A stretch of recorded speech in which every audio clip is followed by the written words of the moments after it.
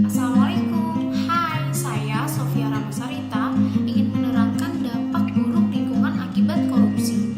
Korupsi memiliki dampak buruk yang signifikan terhadap lingkungan. Berikut ini adalah beberapa contoh dampak buruk lingkungan yang disebabkan oleh korupsi.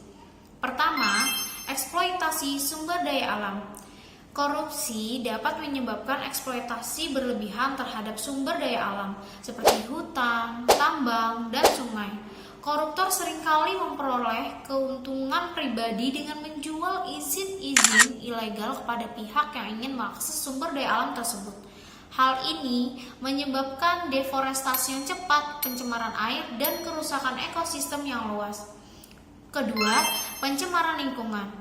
Korupsi dapat menghambat penegakan hukum dan pengawasan terhadap industri yang mencemari lingkungan.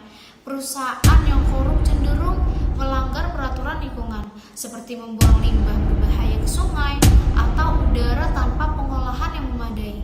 Akibatnya, kualitas air dan udara tercemar, menyebabkan kerusakan pada ekosistem, kesehatan manusia, serta menyebabkan penurunan produktivitas lahan pertanian.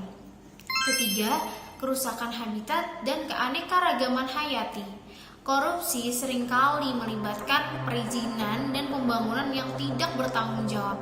Proyek-proyek pembangunan ilegal atau yang tidak memperhatikan konsekuensi lingkungan seringkali merusak habitat alami dan mengancam keanekaragaman hayati, misalnya penggundulan hutan untuk pembangunan perumahan atau proyek infrastruktur dapat menghancurkan habitat satwa liar dan mempengaruhi ekosistem secara keseluruhan.